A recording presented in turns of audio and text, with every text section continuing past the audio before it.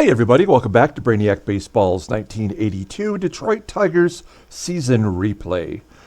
Today we are going to do our final video for the 1982 season, and you might even consider it the first video for the 1983 season, as now that the season is over, we are going to delve into the free agency period.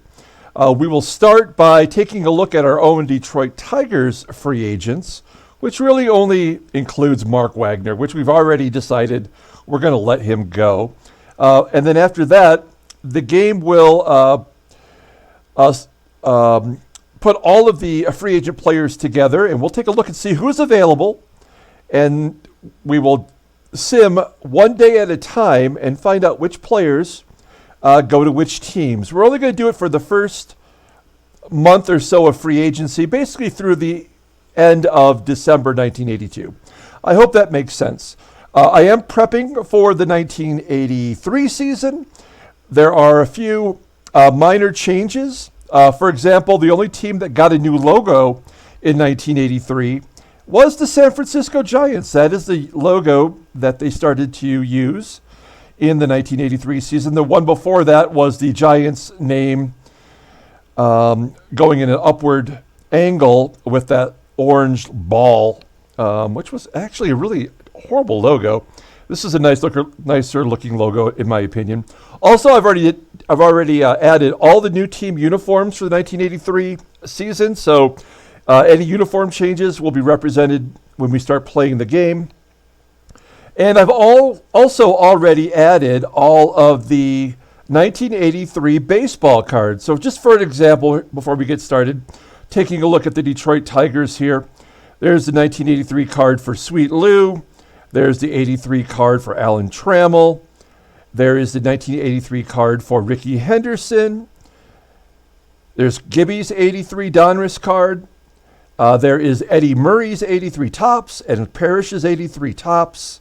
Glenn Wilson, we're using the same card from last year, which is the 83 Fleer card.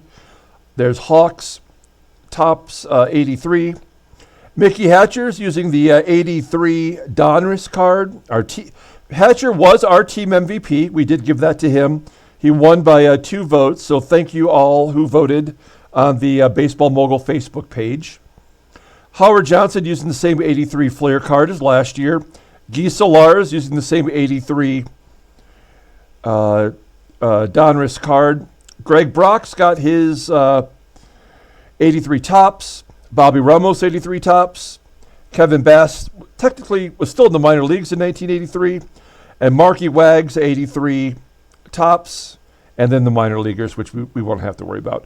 And we're not going to go through the pitchers. We're going to go ahead and get right to the whole purpose of this video, which is to go up here to play.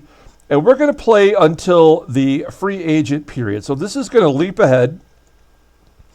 And as it's doing all the calculating here, we'll take a look at our lone free agent player. Now, Mark Wagner, we could take a look at the scouting real quick for Marky Wags. I mean, he had a career year as a backup infielder who was thrust into the shortstop position when Alan Trammell got injured for a month. He came through admirably. I mean, 13 doubles and 202 at-bats. He led the league in sacrifice hits. And he had a 728 OPS, which is better than Hawk, better than Eddie Murray. So from that perspective, it was a success, but he's only rated a 73, and he's asking for twice as much money for a 2-year deal through 1984, and we just cannot afford to do that. So we're going to go ahead and release him, and he will join the free agent list. And there we go. There's all of the free agent players. Not a lot. Wow. I think most of the players perhaps got re-signed. We can take a look at that. There is like nobody in this market. Basically, Otto Veliz, Jim Dwyer, Rick Manning, Omar Marino is available. We love Omar. Gary Hancock's back on the market. He was our 1980 MVP for the Tigers. There's Mark Wagner. Wow. I guess everybody got re-signed. Johnny Grubb is out there. Mickey Rivers. Art Howe. Who cares? John Mayberry. Wow, what a bummer. This is anticlimactic. There is nobody out there. The other names that you see here are all players who were left over from the draft last year. As pitchers go, there is no one. There is... Well, Joe Kerrigan started with us last year. Joe Niekro was cut loose. Gary Lavelle from the Giants is a free agent. And Bill Spaceman Lee way down there. Well, here's the thing. We really, as a team that's kind of already solidified, we really weren't planning on signing any free agents in the first place, other than maybe some minor league contracts to spring training. So I don't see a whole lot. This video is going to be a lot shorter than I anticipated. Let's take a look at the transactions so far here. And here we have all of the, let's scoot up here. Yeah, look at all these contracts. Wow. So we already know how the playoffs ended up. And then here are all, every team re-signed their players, including Baltimore, who was right on the cusp of losing everybody. Yeah, that's kind of, I guess it's not really much of a surprise. It is a little bit of a bummer, though, as we scroll down here and look at everybody. The Yankees re-signed a lot of their players. I guess my question is, let's think of it this way. Let's try a different approach here. Were there any big contracts that we need to be aware of? Like Keith Drumright, you're probably saying who, but he was actually an all-star for the Cubbies. He's got the biggest deal so far. That is surpassed by Rusty Kuntz of the White Sox. And we scroll down. Kip Young, who was the number 4 starter for the world champion Cincinnati Reds, got a 1-year deal. Oh, here we go. Dan Driesen of the Reds got a 4-year deal for $520,000. He had a good year, but he's already age 31. So, he's going to lock down some big money for them. Scrolling down, Tommy Brookins gets a 2-year deal. He had a great year. And, these were all, arbitration? A lot of free agents just re-signing. Orlando Gonzalez, the first baseman for the Dodgers, gets a 1-year deal. Here we go. Sixto Lizcano of the Dodgers signs a 5-year, $700,000 deal. And so he's at the right age, so that seems fair. Scrolling. Minnesota. David Palmer from Montreal signs a 1-year deal for $402,000. He's just an average pitcher. There's no really huge deals here, right? Even Richie Hebner re-signed. Why would the Mets do that? I think he's a 63 rating, 66 rating. What's the point of wasting your money? Although it is New York, so they have all kinds of funds. The A's re-sign Jerry Remy for a 5-year deal for $530,000. Dick Ruffin of the Phillies signs a 4-year, $740,000 deal. Scrolling down to Pittsburgh. These are all just small contracts. Seattle re-signs their closer, Sarmiento. Tommy Herr gets a sizable 1-year deal. These are all really small deals. Wow, Leon Roberts, who the Rangers signed off the free agency in the middle of the year. I mean, really no stolen bases in 7 attempts. That's pretty bad. But they give him a huge deal through 1986. That's crazy. And also like Rodney Scott, whose career's over. I don't think he played much at all. Gets a 4-year deal. What were they thinking? And then we're coming up to Toronto here, which I believe is the last team. And then we'll take a look at the Gold Gloves and the MVP and the Rookie of the Year. So at least we'll have that announcement coming up. I mean, Fergie Jenkins signs another 2-year deal, rated a 59. What is happening? I don't think I've ever seen this happen before. Okay, so those are actually contracts, and then here's arbitration. Is there anyone that went to arbitration that got a huge deal? As we're just kind of skimming through. Nope. Well, there you go. There's your American League MVP.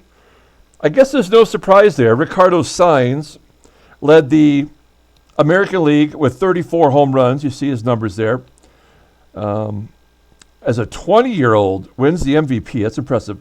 Next up is the National League MVP, Dave Parker. He led in a lot of categories. He switched teams in the middle of the year from Pittsburgh to the Mets. There's his 1983 card. So congrats to Freddie. Next up is the Cy Young Award. No surprise. Mark Langston, 21-12. With that 3.52 ERA, led the AL in strikeouts. Next up is National League, Rick Ownby for the Mets. 23-8 with a 2.33 ERA. 180 Ks. Opponents batted 207 against him. Pretty impressive. I think next is Rookie of the Year. No, it's Gold Gloves. So Tom Candiotti won the Gold Glove as a pitcher in the AL. Chris Bando as catcher won the Gold Glove. Dave Stapleton, Gold Glove at first for Boston. Boston also had the second baseman with Marty Barrett. Third base, John Castino for Baltimore. Shortstop was Fran Mullins for the White Sox. Outfield is Tony Brewer, Lee Mazzilli, and Kenny Singleton. What? Ken Singleton defensively is a 68 in right field, and he won a Gold Glove. He played 142 games. He had 11 assists and only made 4 errors and a positive defensive range and a positive defensive WAR. I guess it's hard to argue based on the statistics. National League, so no Detroit Tigers, that's a bummer, but also no surprise. Joaquin Handahar won the Gold Glove for pitchers for Houston. Butch Weiniger on 3 teams last year. Started off on Seattle, went to Baltimore, finished up in St. Louis, and only 59 games was somehow given the Gold Glove. That doesn't seem right. Keith Hernandez, okay, that's deserving. Dan Gladden, okay, so here's the thing, folks. I already did this too. I went through and I fixed all of these defensive players who were on the wrong in the wrong defensive position. So we switched Dan Gladden to left field after the fact, like I just did it like 2 nights ago. So he was actually a second baseman, which is what he played in the minor leagues. But of course, he was known for being an outfielder in the majors. So Dan Gladden wins a Gold Glove at second, and he'll never play there again. Stevan Taveros at third for Montreal. Ron Esther at second for Cincinnati. Jerry Mumphrey of Houston. Dave Stegman, the Stegosaurus, gets a Gold Glove for the Cubbies. And the great Tony Gwynn wins the Gold Glove in right field. The Rookie of the Year for the American League had to be someone from Milwaukee, right? It's going to be Alan Cockrell. At age 19, played almost every game. 560 at-bats, 144 hits, 25 home runs among the leaders, almost 100 RBIs. an OPS of 754. So, and the National League MVP was Fernando Valenzuela. Okay, well that feels pretty good. Of course, in real life, he was in his second season, but late bloomer, I guess, in this game. He got 26 starts, went 12-7 with a 3 ERA, threw over 200 innings, a great walk to strikeout ratio, and opponents are batting .232. Then here's who retired. So Terry Enyart of Oakland, Pete Rose. Okay, so I took these players out of retirement to be able to edit them in order to give them Hall of Fame credit. So they will probably at some point be allowed into the Player Hall of Fame, which is up here. Okay, that's all that is. So they will soon retire. Okay, well, gosh, it seems like it's anticlimactic at this point as we go back to the free agent list. And, there's really nobody here that intrigues me. I mean, we have all players covered. I wouldn't mind having Gary Hancock back at the right price. I'm not going to pay $220,000 for him. As I'm clicking on these, I'm looking down here, and it says that Otto Velez has begun contract talks with the Indians, right?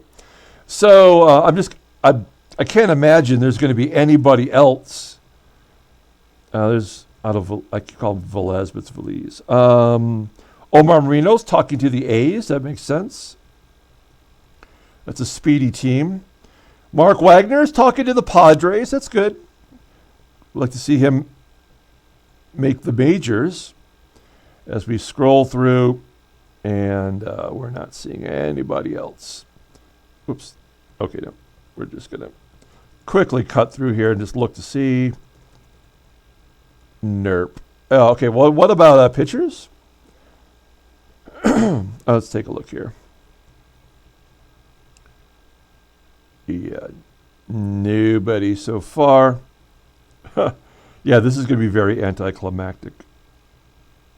There's not even any general interest in the schlubs that are out there. Okay, well, this might be pretty much over then. So what we're going to do is we're going to go back to transactions here, and we're going to play a day and see if anyone gets signed. Yeah, there's nobody clamoring for these free agents. Usually, if you're not familiar with this game, you play one day and 3 to 5 of the top players that are free agents, they move on to their new team. The other thing that could happen is that there could be some postseason trades. So from that perspective, it might also be interesting to just kind of play this out. Maybe we go to a week at a time. As we just enter November, you see up here. So, and then, yeah. So I think what we're going to do here is we'll get to November 7th. Okay. And no one is signed. Let's take a look at free agents and see if any of the prices have come down. Yeah, Gary Hancock's down to 205. So, that's a possibility. If I can get him, for a cheaper amount. Let's see here. I think it said, let's just double check one more thing with the free agents. We are $274,000 under budget. So I could spend some money on someone like, I guess like Gary Hancock. There's not much out there. I'm not re-signing Omar. None of these guys interest me, even though they have good numbers. They'll find a place on somebody's team. Now Rick Manning is talking to the Reds, and still no interest in Jim Dwyer. So, okay. So what we're going to do now is we're going to play 1 week and see if there's any trades. This will move us up to the 14th. Otto Valise does get a contract. 4 years, $780,000. This guy can't even play defense. He's 76 out there in left field, and he is now on the Rangers. He was actually out of baseball by 1983, which is why we do not have a 1983 card representing him here. But he had a good year last year for Kansas City and Atlanta. Little split season. He got off to a terrible start in hot Atlanta in the ATL. Let's go ahead and play another week here. Well, actually, we'll take a look back at the free agents. So there's Jimmy Dwyer. Nobody's interested. Manning, no one interested. Omar still talking to the A's. Anybody talking to Gary Hancock? No. So that's good. He's down to 195. If we can talk him down and get him on a 1-year contract, that would be ideal. Okay, so we're going to play another week. Oh, there's a trade, a big trade between St. Louis and the Yankees. Steve Kemp finds his way to New York as he did in real life. Let's take a look here. Here he is. Oh, look at that baseball card there. Yeah, he keeps getting traded. Of course, he was a Detroit Tiger in our first season of Sim, had a good year. We traded him mid-year to the Dodgers and in 81 for the strike-shortened year. And he played all year for the Cardinals and put up some okay numbers. Still looking good defensively and overall rated. And another left-handed bat in New York. And in return, the Cardinals get Todd Burns, Mike Pagliarulo, solid third baseman, great defensively, rated 93. Is he on the Major League roster? No, he's still in single A. And Ray Quinones. So for 3 single A players. Wah, wah. Sorry, Cardinals, you get jack shoot. Let's take a look back at the free agent list. Gary Hancock down to 150. No one is looking at him. No one for Dwyer. A's are still romancing Marino. And Rick Manning still talking to the Reds. Okay. Let's play another week. Anything? Nope. Okay. So let's take a look at the free agent list. I don't know. If you play this game, I don't know how you do this part. Maybe you just skip ahead. Maybe you sign whoever you want. As Jim Dwyer is talking to the AL winning Seattle Mariners now. Actually, when there is a multitude of free agents, I play it one day at a time. I just go day to day to day. And sometimes I do it rapidly. Other times I take my time and try to analyze when there might be a good deal to bolster my team. Let's go ahead and play another week. We're getting into December now. Nothing new. This is a cold stove. This is definitely not a hot stove. Let's take a look at the free agents. Jim Dwyer. Oh, Marino's talking to the Blue Jays now. They need a lot of help. Manning, nobody interested. Gary Hancock down to $140K. I mean, that's easily affordable for us. Play 1 week. And nothing new. Let's take a look at free agents. Down to 130. Rick Manning, nobody. Dwyer still with the Mariners. Omar Marino talking to the Blue Jays. I think that was all the major players. Johnny Grubb, is he talking to anybody? Nope. Mark Wagner, he's romancing the Padres. Our Padres romancing him. The Fathers. Okay, let's go ahead and play another week. And we're up to the 19th. Nothing. I have no worries about. Oh, no, and now I am worried. Gary Hancock is talking to the Mariners. We do not want him to go to Seattle. I would pay $125 for him, but I have a feeling the Mariners might might actually try to jack the price up.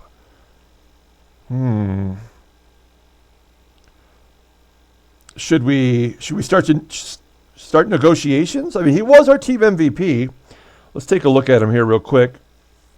We got him from Boston in 1980 as a fourth outfielder option, a defensive replacement in right field, and he ended up being the best player on the team. Batted .301, 81 ribbies. He hit 20 home runs.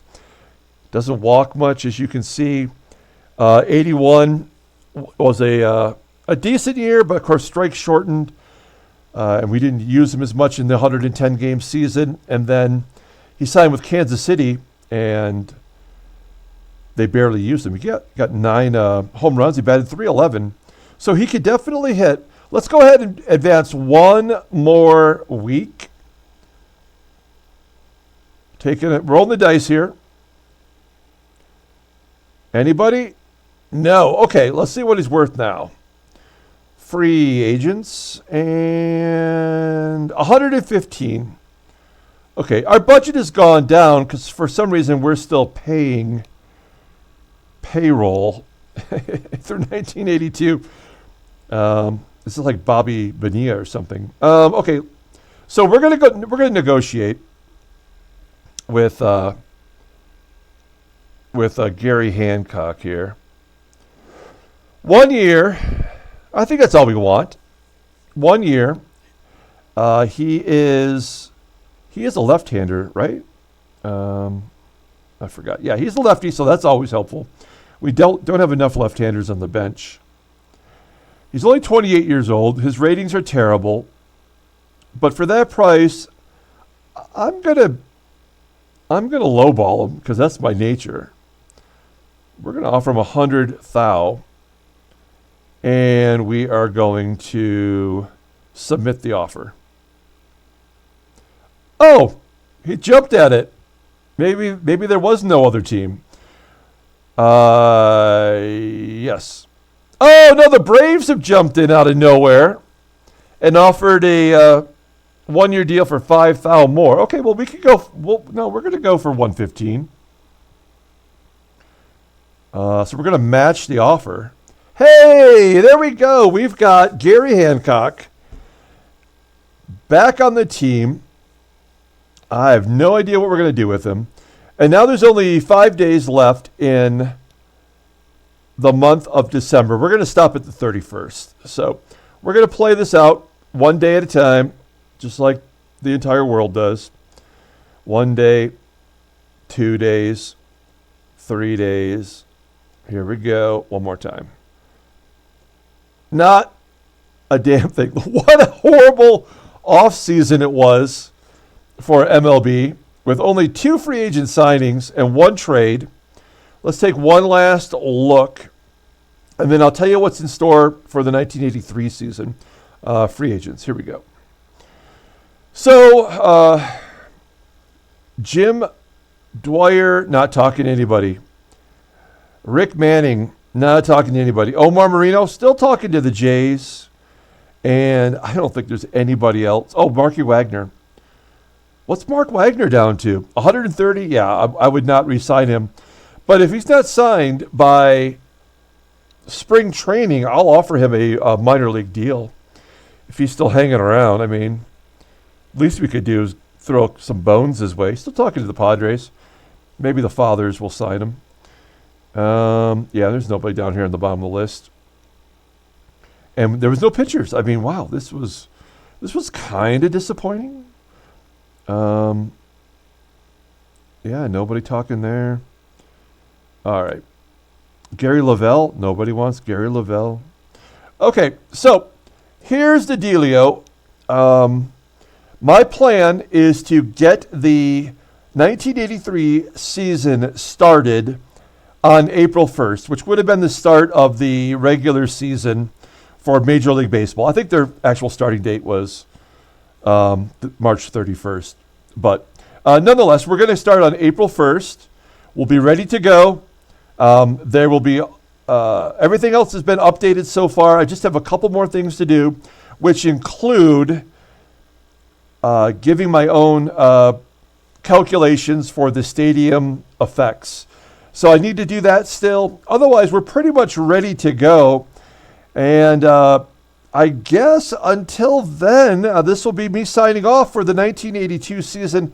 Once again, thanks to Clay Dreslough, the CEO of Sports Mogul, the creator of Baseball Mogul 2021. The 2022 version I know will be out soon. I don't know if it'll be out in time for the opening day for Major League Baseball, but if it is, I'll have it. And we'll see what there is new for part of the Baseball Mogul 2022. Also, thank you to all who spent so much of your precious time watching my videos. There's so many of you now. It's hard to go name by name, but Kent and Dave and James and Freddie especially, thank you guys for sticking with it for the whole season. I'm sure I'm missing many other people, but we're going to have contests. We're going to have all kinds of great stuff for the 1983 season. And once again, that's going to start on April 1st. Okay, so until then, everyone, have a great night.